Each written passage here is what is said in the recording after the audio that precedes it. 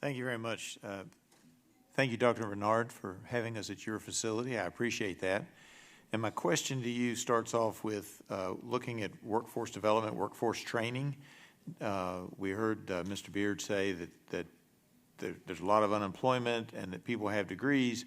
Do you find that they have the right degrees? Have they gotten the right degrees, and are you trying to get them educated in the areas where you anticipate the jobs are going to be tomorrow and today?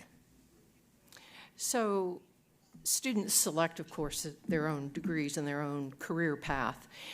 They do receive a lot of career counseling on our campus to let them know what some of the opportunities are in this area and in terms of employment. So yes, they do receive guidance and counseling in that. We do have a fairly large educational program that services primarily the petrochemical and the LNG facilities. Right now we have about 200 majors in those areas. We also we have a fairly large non-credit training program.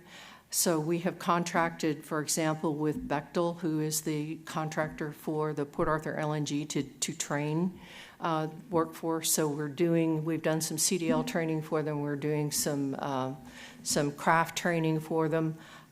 We've also partnered, or they have also partnered with Nederland High School to start a welding program to make sure that there are opportunities for individuals that participate in those programs. And I'm going to stop you there because I don't know about this part of the country, but in my part of the country, welding jobs pay pretty good money. Is that true here too?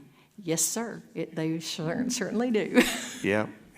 Mr. Kelly, one of the things I found in the coal industry, and of course we've lost a lot of our coal in Central Appalachia, which I represented part of, the Virginia part of that.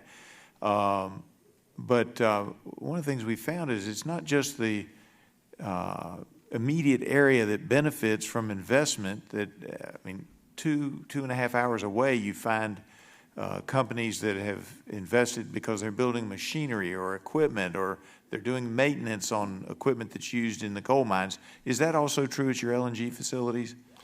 Congressman, thank you very much for the question. And we do find, and prior to working in the port, I was involved in the petrochemical industry as a contractor, a service provider too, and we certainly see spillover effects. And just like if you would follow the path of economic impact analysis, you have the direct and the indirect, and you have the induced jobs. And we find that happens in our area.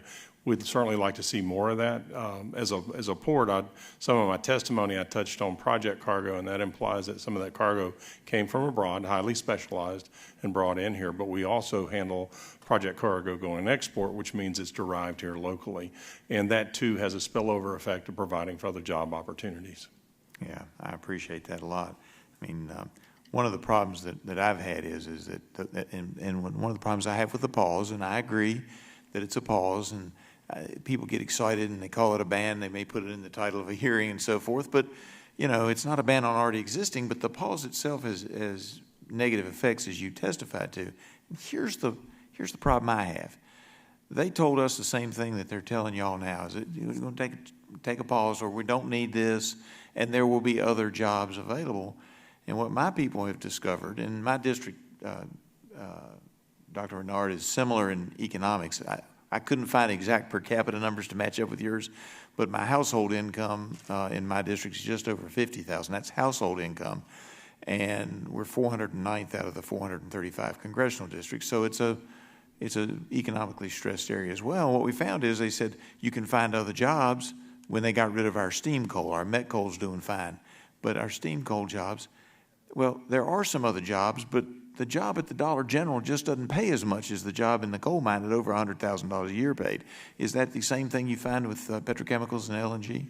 I think if you even look back at Port Arthur's history, and I made mention of our reinvention of ourselves, we've been through periods where there was a massive loss of jobs in the facilities. They reinvented themselves, and you find that there was a movement towards the service sector jobs. And you're correct, they do not pay the same as the core employer. And the job producer that I mentioned had 120-year history. And my friend here and my father and both my grandfathers all worked for that same refinery, that they were able to provide that sustainability for the family. And that core business obviously probably pays higher wages and better benefits. Yes, sir.